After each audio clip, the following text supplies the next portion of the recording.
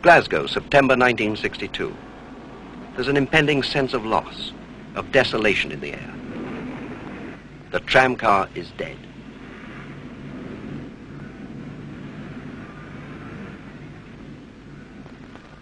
Over the stone sets at Coplar Hill Repair Works walk the craftsmen who built the trams. The men behind the scenes. The men who fashioned an era. Rush hour, and a number 9 demonstrates why the tram could not survive. The cars interrupt traffic flow and passengers frequently risk their lives on slippery sets and cobbles. But the city is losing more than a method of transport. It's losing a way of life. For the people of Glasgow, the tram is a symbol of the hard years. It was one of the few amenities they could afford, and one of the few pleasant memories they retain. Now prosperity chokes the streets with private cars.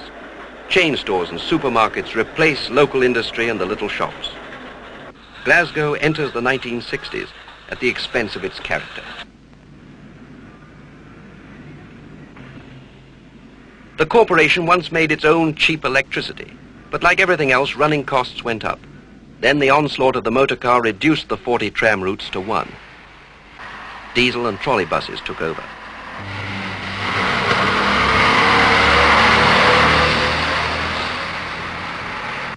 Now it's Friday night. The shipyards on the Clyde are closing for the weekend. When the workers return, they'll be traveling by bus. What was the attraction of the tramcar?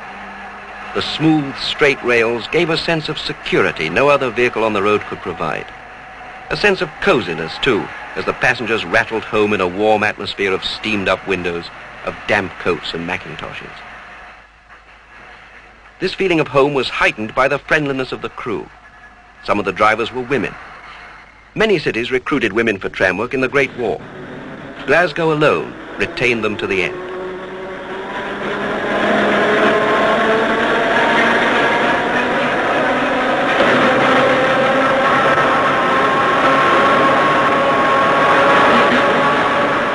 Trams came into their own at night, when conventional traffic thinned out.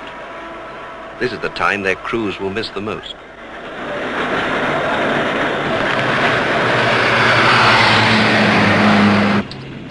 The fares were among the cheapest in the world, and you could travel an amazing distance for tuppence, right up to the end.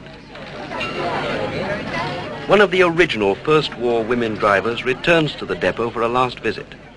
She joined the corporation in 1916. Now 73, she's still part of the tramway community. In 1962, Telstar was spinning overhead and on the jukebox turntables of the world. Telstar, symbol of an age which has no place for the tramcar.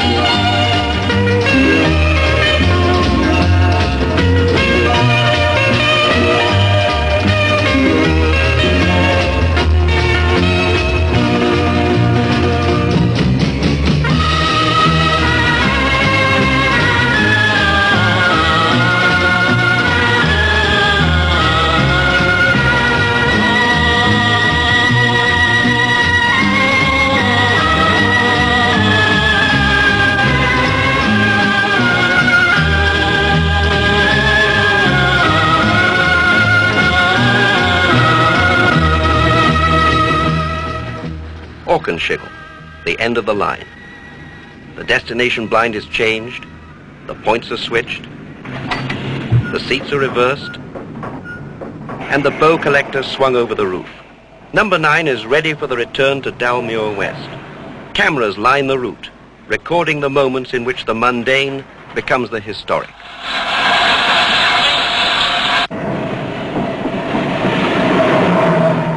At the changeover point where the branch line leads off to the depot, the crews are switched to give them a break.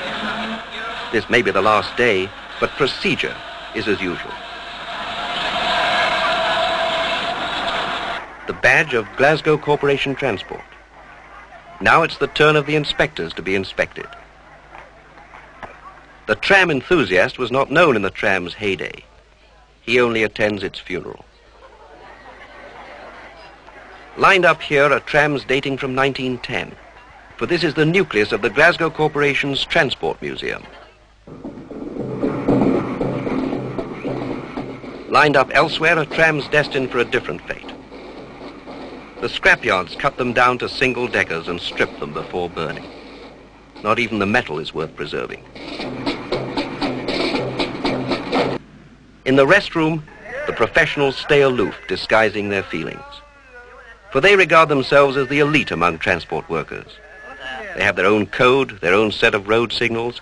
They wear their hats like guardsmen to subtly distinguish them from mere busmen.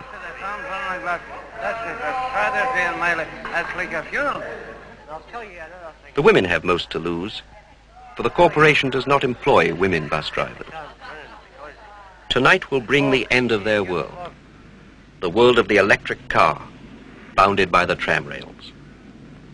For beyond the depot gate is a world with the frontiers of space.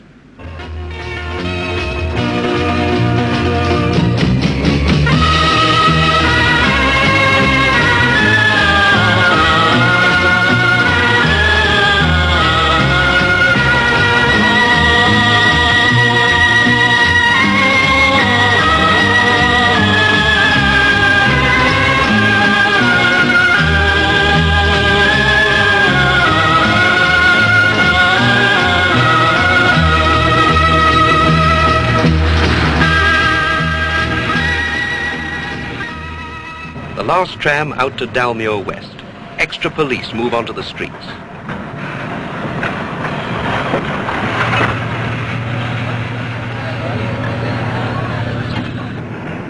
At Delmarnock Depot, the tram crews are holding a funeral wake.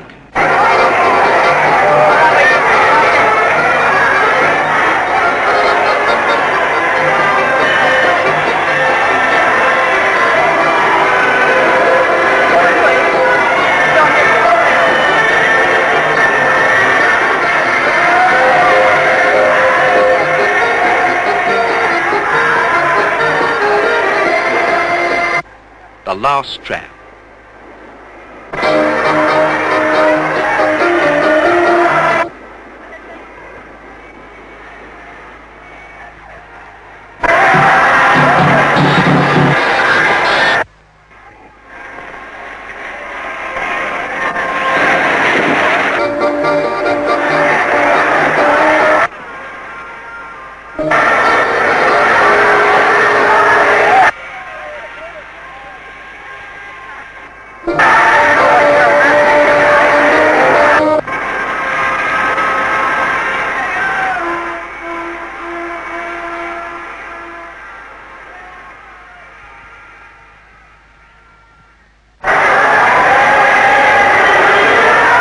Tonight, the tram crews enjoy themselves.